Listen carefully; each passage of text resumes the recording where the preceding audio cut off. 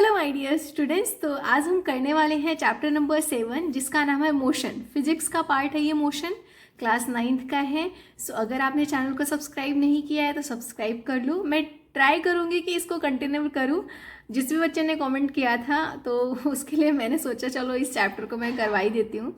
तो इस वीडियो में हम डिस्कस करेंगे motion and its type, scalar and vector quantities में difference, distance and displacement and uniform and non uniform motion. अब इसके बाद की जो वीडियो आएगी उसमें आगे के टॉपिक होंगे, ठीक है। तो छोटी वीडियोस रहने से बच्चे जो है ज़्यादा अच्छे से देखते हैं। तो फर्स्ट ऑफ ऑल मोशन को डिस्कस करते हैं। What is motion? देखो, मोशन को अगर हम दूसरी लैंग्वेज में कहें तो मूवमेंट। जैसे कि यहाँ पे अगर मैंने ये मोशन लिखना शुरू किया तो एम लिखा, फिर O T I O N, so movement हुआ किसका? पेन का। यहाँ से लेके यहाँ तक आया तो मोशन ही हुआ। तो मोशन को हम दूसरी भाषा में मूवमेंट भी बोल सकते हैं। सो यहाँ पे अगर हम इसकी डेफिनेशन देखें तो if the position of an object changes with time and with time the object set to be in motion.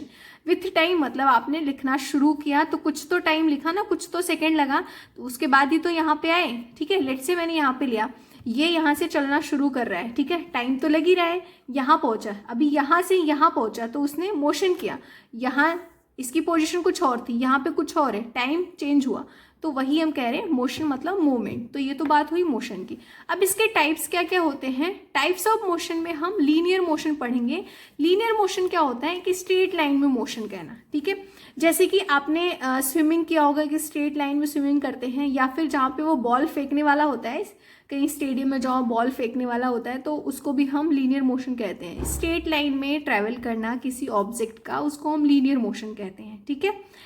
Second type आता है सर्कुलर मोशन। सर्कुलर मोशन जब कोई ऑब्जेक्ट कॉन्स्टेंटली मूव कर रहा होता है सर्कुलर पाथ पे। कोई ऑब्जेक्ट है, या फिर आपने देखा होगा छोटे बच्चे बहुत सारे खेलते हुए रहते हैं, तो अगर आपने हैंड में एक रस्सी टाई किया और उसको चारों तरफ घुमाया, ठीक है, तो वो सर्कुलर मोशन हुआ। When an object constantly moving in a circular path, ठीक है, आप गोल गोल गोल गोल घूमते जा रहे हो तो आप मतलब कि सर्कुलर पाथ पे मूव कर रहे हो, ठीक है। इसका एग्जाम्पल है जैसे हैंड्स ऑफ क्लॉक। आप देखो घड़ी में जो क्लॉक का हैंड्स होता है वो भी सर्कुलर पाथ पे घूम रहा है। सैटेलाइट जो ऑर्बिट करते हैं अराउंड द प्लैनेट, इसी तरीके से अर्थ को भी हम बोल सकते हैं सन के अराउंड ऑर्बिट कर रहे हैं, तो ये सर्कुलर मोशन हो गया। सो आई होप क्लियर हुआ होगा linear motion and circular motion, ठीक है। आगे के मोशन देखते हैं। नेक्स्ट है ऑस्किलेटरी मोशन। ऑस्किलेटरी मोशन क्या होता है? To and fro. जैसे कि यहाँ पे एक ऑब्जेक्ट है, ठीक है, यहाँ से आपने यहाँ से शुरू किया तो पहले वो इधर जाएगा, फिर यहाँ आएगा, फिर इधर जाएगा, फिर यहाँ आएगा, तो मतलब इसको हम टू एंड फ्रो मोशन बोलते हैं। तो इसका एग्जांपल वाइब्रेटिंग स्ट्रिंग, आपने वाइब्रेट कर रहे हो तो वहाँ पर टू एंड फ्रो हो रहा है, to and fro. Swinging of swing, तो इस तरीके का एग्जाम्पल हो गया। पेंडुलम के जो पेंडुलम क्लॉक होती है उनमें ये चीज़ें होती है ना, यहाँ से यहाँ, फिर ऐसे ऐसे वो मूव करता रहता है, तो इसको हम ऑस्किलेटरी मोशन बोलते हैं। सिंपल सी definition, the to and fro of an object from its mean position. Mean position क्या थी? यहाँ, यहाँ से वो यहाँ गया, फिर यहाँ आया, फिर यहाँ जाएगा, फिर यहाँ आएगा, ऐसे ऐसे करते वो करता रहेगा, तो ये क्या है? ऑस्किलेटरी मोशन है, ठीक है। फोर्थ टाइप में आता है रोटेटरी मोशन। रोटेटरी मोशन क्या होता है? एक फिक्स्ड पाथ पे बिना चेंज किए उस अपनी रेडियस को मोशन करता रहता है, ठीक है। तो इसके एग्जाम्पल में क्या हो गया? Motion of wheel about its axis. आपने साइकिल का व्हील देखा होगा, स्टीयरिंग व्हील हो गई, स्पिनिंग टॉप हो गया, रोटेटिंग फैन हो गया। Motion of the earth about its axis around the sun, तो सन जो है अपने एक्सिस पे ही मूव करता रहता है, ठीक है, एक्सिस पे भी होता है और सन के अराउंड में भी जाता है, तो रोटेटरी मोशन कर रहा है वो। सो डेफिनेशन क्या है? It occurs when a body moves around a fix axis without changing the radius of its motion. तो अपना रेडियस बिना चेंज किए हुए किसी चीज़ के चारों तरफ वो रोटेट कर रहा है, ठीक है, सो उसको हम रोटेटरी मोशन बोलते हैं। एग्जाम्पल में हमने देख लिया व्हील, साइकिल का पहिया चल रहा है, ठीक है, स्टीयरिंग व्हील हो गया, स्पिनिंग टॉप हो गया, रोटेटरी फैन चल रहा है, तो आप इसको विजुलाइज कर सकते हो। ये सारे एग्जाम्पल्स हैं। The motion of the earth about its axis around the sun, अपने एक्सिस पे भी होता है एंड सन के अराउंड में भी होता है, ठीक है। उसके बाद लास्ट टाइप का ट्रांसलेशनल मोशन बोलते हैं इसको। ये मूवमेंट होता है बॉडी का, ठीक है, अनदर लाइक ट्रेन, एक चीज फिक्स पाथ पे ट्रैवल कर रही है, उसका translation motion, movement of a body from one point in space to another, ठीक है। किसी फिक्स पॉइंट पे उसको पता है कि यहाँ से बस यहीं तक जाना है, वापस उसी पे आना है, ठीक है, कहीं और नहीं जाना। तो जैसे कि train moving on a track, roller coaster ride, so इस तरीके की जो मूवमेंट होती है उसको हम ट्रांसलेशन मोशन बोलते हैं। आप एग्जाम्पल से समझ सकते हो कि one point in a space to another, एक जगह से जा रही है फिर वापस आ रही है, ठीक है, इस तरीके के मोशन को हम ट्रांसलेशन मोशन बोलते हैं, राइट। तो ये था types of motion and what is motion. तो आई होप आपको ये क्लियर हुआ होगा। कोई भी डाउट होगा तो प्लीज़ कमेंट करना, मैं ज़रूर उसको नेक्स्ट वीडियो में इम्प्रूव करूँगी, आपको उसका सोल्यूशन प्रोवाइड करूँगी, ठीक है। अब बात आती है scalar and vector quantity. Scalar and vector quantity को हम समझने से पहले इसकी जब उसकी डेफिनेशन पढ़ते हैं उसमें जो चीज़ें यूज़ होती है ना उसको देखते हैं। देखो, एक तो होता है फिजिकल क्वांटिटी। फिजिकल क्वांटिटी क्या होता है, हम जिसको मेज़र कर सकते हैं। फिजिकल मतलब कि हमें एक तरीके से मेज़र करने से रिलेट कर सकते हो। In physics which we can measure, like area measure कर सकते हैं, डायमीटर, पेरीमीटर, डायमेंशन, डिस्टेंस किसी ऑब्जेक्ट के द्वारा ट्रैवल किया जा रहा है, फोर्स कितना लग रहा है, तो हम इसको फिजिकल क्वांटिटी बोलते हैं फिजिक्स में, राइट।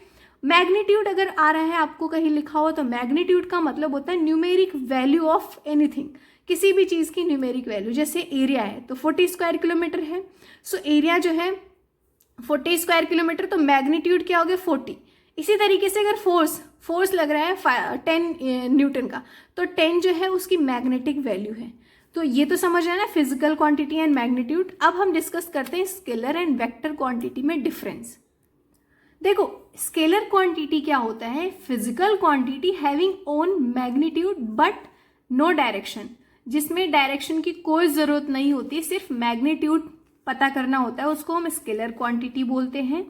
एग्जाम्पल में एरिया, डिस्टेंस, स्पीड, तो ये तो हुई डेफिनेशन की बात। उसी तरीके से vector quantity, physical quantity that requires both magnitude and direction. तो मैंने इसीलिए मैग्नीट्यूड एंड फिजिकल क्वांटिटी आपको समझा दिया कि होता क्या है।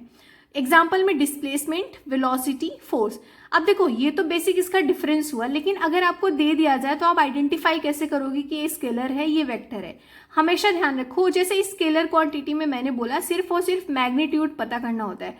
अब आप सोचो, अगर आपको एरिया फाइंड आउट करना है, ठीक है, आपको एक रेक्टेंगुलर फील्ड दिया है, उसका एरिया फाइंड आउट करना है, तो बस आपको लेंथ इंटू ब्रेड्थ करोगे, एरिया मिल जाएगा। आपको डायरेक्शन की कहाँ जरूरत पड़ रही है, डायरेक्शन की तो कोई जरूरत ही नहीं पड़ रही है। तो डिस्टेंस आपको दिया गया कि ए, यहाँ पॉइंट ए से बी तक जाना है, ठीक है, यहाँ पे 10 किलोमीटर है, ठीक है, तो बस 10 किलोमीटर जाना है, तो डिस्टेंस हो गया। हमें थोड़ी ना पता करना है कि इस डायरेक्शन में कहाँ जाना है, 10 किलोमीटर जाना है, तो बस इतना ही। तो ये स्केलर क्वांटिटी हो गई। स्पीड उसकी जो है 10 किलोमीटर पर सेकेंड है, पर आवर है, ठीक है, सो स्पीड हो गई। तो स्केलर क्वांटिटी में हमें सिर्फ और सिर्फ मैग्नीट्यूड का पता करना होता है, मैग्नीट्यूड चाहिए होता है। Physical quantity having own magnitude but no direction, जिसमें डायरेक्शन नहीं होता, सिर्फ और सिर्फ हमें मैग्नीट्यूड पता करना होता है, उसको हम स्केलर क्वांटिटी बोलते हैं, ठीक है। वहीं वेक्टर क्वांटिटी, आपको ये बताया जाएगा कि अगर ए पॉइंट से 10 किलोमीटर जाना है, कहाँ जाना है, ऊपर, मतलब कि लेफ्ट, राइट, नॉर्थ, साउथ, ये सब डायरेक्शन पता, नॉर्थ में जाना है, बी में, तो इसका मतलब है कि वो वेक्टर क्वांटिटी है, ठीक है। तो आप इसको समझ के, इसमें सिर्फ 10 किलोमीटर गिवन है तो आप बोल देना कि स्केलर क्वांटिटी है। अगर आपको 10 किलोमीटर नॉर्थ गिवन है तो आप बोलोगे वेक्टर क्वांटिटी है, ठीक है। डिस्प्लेसमेंट क्या होता है, डिस्प्लेसमेंट की अभी मैं आगे डिस्कस करेंगे, अभी इसका नेक्स्ट पॉइंट ही है, लेकिन यहाँ पे समझ लो।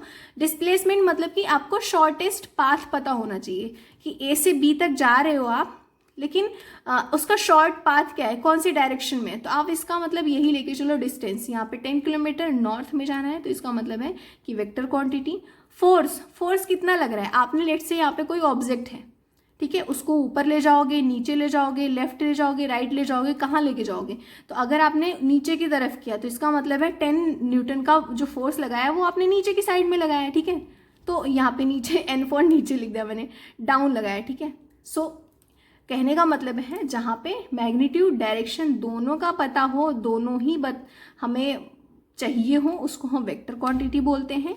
जिसमें सिर्फ मैग्नीट्यूड चाहिए होता है उसको हम स्केलर क्वांटिटी बोलते हैं।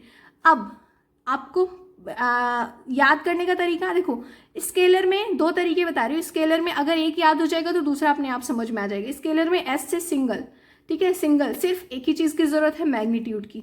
वेक्टर में v मतलब 2, v ऐसे बनता है ना, ऐसे, तो इसका मतलब है 2 चीज़ों की ज़रूरत पड़ी है, तो ये इसका शॉर्टेस्ट मैंने बता दिया। एज फॉर सिंगल, तो स्केलर क्वांटिटी सिंगल जरूरत होती है मैग्नीट्यूड की। वेक्टर मतलब 2 आ रहे हैं तो मैग्नीट्यूड एंड डायरेक्शन दोनों की ज़रूरत होती है। ठीक है, आगे और भी एग्जाम्पल्स होंगे तो उसको हम डिस्कस कर लेंगे, अभी के लिए इतना ही समझो आप। ठीक है, अब आते आते डिस्टेंस एंड डिस्प्लेसमेंट में डिफरेंस क्या होता है। देखो, डिस्टेंस क्या होता है, एक पाथ होता है, total path covered by an object is said to be the distance travel by it. आपने लेट से ए से बी तक गए 5 किलोमीटर, बी से सी तक गए 10 किलोमीटर, सी से डी तक गए 5 किलोमीटर, फिर जाके यहाँ पे अपने डेस्टिनेशन पे पहुंचे, यहाँ पे ई तक। टोटल डिस्टेंस आपने 25 किलोमीटर ट्रेवल किया, राइट। यहाँ पे 25 किलोमीटर ए से ई तक आने में लगा, इसको तो हम डिस्टेंस बोलेंगे कि इतना आपने ट्रेवल कर लिया। वही बात आती है डिस्प्लेसमेंट की। ठीक है, डिस्प्लेसमेंट ये होता है शॉर्टेस्ट पाथ या फिर distance measured from the initial point. Initial point जैसे यहाँ पे A, initial point to the final position of an object is known as the displacement. तो फाइनल आपने सी पे पहुंचे, ए से बी पहले 5 किलोमीटर गए, फिर बी से सी पे 10 किलोमीटर आए, तो टोटल डिस्टेंस तो 5 और 10 हो गया। लेकिन आपको शॉर्टेस्ट क्या पता है, शॉर्टेस्ट डिस्टेंस अगर निकालोगे तो आप ए से सी तक गए, वो इसका डिस्प्लेसमेंट होगा। जैसे आपको स्कूल का एग्जांपल ले लो, स्कूल में अगर आपको वॉशरूम जाना है तो मतलब कि अब फ्री टाइम है तो आराम से घूमते हुए जाओगे, पूरा लाइब्रेरी से होके, कैंटीन होके, कहीं बाहर ग्राउंड में चले गए, फिर जाओगे आप क्लास, मतलब कि वॉशरूम पहुंचोगे। उसके बाद फिर वॉशरूम से अब आपको जल्दी आना है तो आप शॉर्टेस्ट रास्ता ढूंढोगे कि कौन सा रास्ता शॉर्टेस्ट पड़ेगा जिससे मैं क्लासरूम में पहुंच जाऊँ, तो उसको हम डिस्प्लेसमेंट बोलेंगे। ठीक है, शॉर्टेस्ट पाथ मतलब शॉर्टकट, आप इसको बोल सकते हो शॉर्टकट, शॉर्टकट रास्ता जो होता है। ठीक है, शॉर्टकट रास्ता मतलब डिस्प्लेसमेंट। और डिस्टेंस आपने पूरा जितना ट्रैवल किया उसको डिस्टेंस बोलेंगे। ठीक है, अब बात आती है जो डिस्टेंस होता है कभी भी नेगेटिव नहीं हो सकता, ना ही जीरो हो सकता है। लेट से आप ए से बी गए हो, ठीक है, ए से बी गए हो जो कि 5 किलोमीटर था, वापस से बी से ए आए हो, 5 किलोमीटर वापस आए, तो 10 किलोमीटर आपने ट्रेवल कर लिया। ठीक है, लेकिन अगर यहाँ पे डिस्प्लेसमेंट में बात हुई ए से बी गए और बी से वापस ए पे आ गए, तो आपको फाइनल इनिशियल पॉइंट तो एक ही है, तो इसका मतलब जो डिस्प्लेसमेंट है वो जीरो है। तो हमेशा ध्यान रखो डिस्प्लेसमेंट जो है वो नेगेटिव भी हो सकता है, जीरो भी हो सकता है। लेट से आप ए से बी पे गए थे जो कि 5 किलोमीटर था, अब बी से आप सी पे जा रहे हो, 6 किलोमीटर है, तो यहाँ पे -1 में चले गए, तो इसका मतलब है negative and zero, displacement negative भी हो सकता है, जीरो भी हो सकता है, जबकि डिस्टेंस हमेशा पॉजिटिव होता है। ठीक है, पॉजिटिव होता है, नेगेटिव नहीं होता है, जीरो नहीं होता। समझ में आया कैसे नहीं होता, मैंने आपको बता दिया कि डिस्टेंस आपने ट्रेवल जितना किया वो डिस्टेंस होता है, डिस्प्लेसमेंट शॉर्टकट होता है, उसको हम डिस्प्लेसमेंट बोलते हैं। डिस्प्लेसमेंट जीरो हो सकता है, क्यों? क्योंकि आप वापस उसी स्थान पे आ गए तो कोई डिस्प्लेसमेंट नहीं हुआ। नेगेटिव इसलिए हो सकता है कि आप जहाँ से गए थे वापस से आने के बाद थोड़ा और उधर चले गए, तो डिस्प्लेसमेंट आपका नेगेटिव हो गया। ठीक है, नेक्स्ट इसमें अगर डिफरेंस पूछा जाए तो सिंपल सा अभी जो मैंने बताया, distance is the length of path travelled by a body while moving from an initial position to a final position. A से बी तक जाने में जो आपने ट्रेवल डिस्टेंस किया है वो डिस्टेंस मतलब जो भी दूरी आपने ट्रेवल करी है उसको हम डिस्टेंस बोलते हैं। डिस्प्लेसमेंट में शॉर्टेस्ट शॉर्टकट होता है फाइनल और इनिशियल पोजीशन के बीच में। ठीक है, जो भी ऑब्जेक्ट के द्वारा ट्रैवल की जाती है। Displacement is the shortest distance between the initial position and final position of the body. और इसमें आपको डायरेक्शन और मैग्नीट्यूड दोनों पता होना चाहिए। ठीक है, इसीलिए डिस्टेंस जो होता है वो स्केलर क्वांटिटी होता है, लेकिन डिस्प्लेसमेंट जो होता है वो वेक्टर क्वांटिटी। एक चीज और, मैंने यहाँ पे आपको डिस्टेंस लिखा था ना, इसीलिए स्केलर क्वांटिटी। डिस्टेंस में हमेशा जो है आपको सिर्फ मैग्नीट्यूड चाहिए होता है, डिस्प्लेसमेंट में आपको दोनों चाहिए होता है। राइट, आप समझ में आए, scalar and vector quantity, scalar single और वेक्टर डबल, मतलब दोनों चाहिए होता है। डिस्टेंस हमेशा पॉजिटिव होगा, राइट, जैसा कि मैंने बताया डिस्टेंस ऑलवेज पॉजिटिव, लेकिन it can be positive, negative, depending on the reference point. Reference point मतलब कि आप शुरू कहाँ से किए हो, आप शुरू की यहाँ से किए हो तो वापस यहीं पे आ गए, या फिर वापस यहाँ आने के बाद इधर चले गए, तो अगर यहीं आ गए तो जीरो हो गया, इसके इधर चले गए तो नेगेटिव हो गया। There is always a distance whenever there is a motion. जब भी मोशन होगा, लेट से यहाँ पे मैंने कुछ लिखना शुरू किया, ठीक है, ABCD, तो यहाँ पे यहाँ से शुरू किया ना, मोशन किया तो यहाँ पहुँच गए, तो कुछ तो डिस्टेंस ट्रेवल किया ना, पॉइंट, सेंटीमीटर, मिलीमीटर में ही ट्रेवल किया। तो there is always a distance whenever there is motion. जब भी मोशन होगा डिस्टेंस तो होना ही होना है, लेकिन it will be zero if the body comes back to its initial position, right. जैसे कि यहाँ बताया, अब यहीं से शुरू किया, वापस यहाँ ट्रेवल करने के बाद वापस यहीं आ गए, तो ये डिस्प्लेसमेंट हो जाएगा, तो इसका मतलब जीरो हुआ। अब इसको डिनोट कैसे करते हैं, it is denoted by D and it is denoted by S, ठीक है। तो डिस्प्लेसमेंट को S से और जो डिस्टेंस होता है उसको D से डिनोट करते हैं। तो ये कुछ इसके डिफरेंस थे, आई होप क्लियर हुए होंगे। नेक्स्ट टॉपिक है यूनिफॉर्म मोशन। यूनिफॉर्म मोशन क्या होता है कि आपने equal distance, equal interval of time, 1 घंटे में कुछ डिस्टेंस ट्रैवल किया, नेक्स्ट 1 घंटे में भी उतना ही डिस्टेंस ट्रैवल किया, तो उसको हम यूनिफॉर्म मोशन बोलते हैं, ठीक है। तो इसकी डेफिनेशन क्या है, when an object travels equal distance in equal interval of time. जैसे यहाँ पे लिया 1 घंटे में 40 किलोमीटर कोई कार जा रही है, अब नेक्स्ट 1 घंटे में भी 40 किलोमीटर जा रही है, फिर नेक्स्ट 1 घंटे में भी 40 किलोमीटर जा रही है, तो उसकी स्पीड सेम है। स्पीड निकालोगे तो डिस्टेंस अपॉन में टाइम, तो 40 को 1 से डिवाइड करोगे तो 40, मतलब कि उसकी जो स्पीड है ना वो रिमेन सेम है, तो इसका मतलब है कि ये यूनिफॉर्म मोशन में है। उसी के बाद अगर हम बात करें कि नॉन यूनिफॉर्म मोशन क्या होता है, सो नॉन यूनिफॉर्म मोशन देखो जस्ट इसका ऑपोजिट हो जाता है। When an object travels unequal distance in equal interval of time, ठीक है। इक्वल इंटरवल ऑफ टाइम मतलब कि टाइम 1 ही घंटा है, लेकिन वो कभी 30 किलोमीटर चल रही है, तो कभी यहाँ पे लेट से यहाँ पे नेक्स्ट में भी 30 किलोमीटर चल रही है, लेकिन अगले 1 घंटे में वो 60 किलोमीटर चल दे रही है। तो इस तरीके के मोशन को हम बोलते हैं कि नॉन यूनिफॉर्म मोशन है। सो डिस्टेंस दोनों में 120 किलोमीटर ही था, यहाँ पे बस फ़र्क ये है कि उसकी जो ट्रैवलिंग टाइम है, जो उसकी स्पीड आएगी वो डिफरेंट आएगी, ठीक है। क्यों, क्योंकि डिस्टेंस अलग अलग ट्रैवल कर रहा है। पहले 2 घंटे में वो सेम डिस्टेंस गया, तीसरे में वो 60 किलोमीटर चला गया, तो यहाँ पे 60 किलोमीटर पर आवर आ जाएगी, यहाँ पे 30 किलोमीटर, यहाँ पे 30 किलोमीटर पर आवर आ जाएगी, तो ठीक है। तो ऐसे हमेशा इन जनरल हमारी लाइफ में नॉन यूनिफॉर्म मोशन ही होते हैं, क्योंकि आपको नहीं पता यहाँ से जा रहे हो यहाँ पे ब्रेकर आ जाएगा, फिर यहाँ जा रहे हो कोई आदमी आ जाएगा, फिर यहाँ जा रहे हो तो बहुत ट्रैफिक आ जाएगा, तो इस तरीके का नॉन यूनिफॉर्म मोशन ही होता है। यूनिफॉर्म मोशन बहुत ही कम होता है, जहाँ पे बहुत मतलब कि नॉन यूनिफॉर्म मोशन हम बोल नहीं सकते कि ज़्यादातर होता है, सॉरी यूनिफॉर्म मोशन बहुत कम ही होता है। Non uniform motion daily life में आप देख सकते हो। सो इस वीडियो में इतना ही। नेक्स्ट वीडियो में हम करने वाले हैं इसके आगे के टॉपिक। अगर समझ में आएगा तो प्लीज़ कमेंट करना नहीं भूलना, क्योंकि ये मैंने फर्स्ट टाइम ये इस तरीके से पढ़ाया है। सो मिलते हैं नेक्स्ट वीडियो में, तब तक के लिए बाय, और चैनल को बिना सब्सक्राइब किए बिना नहीं जाना। बाय।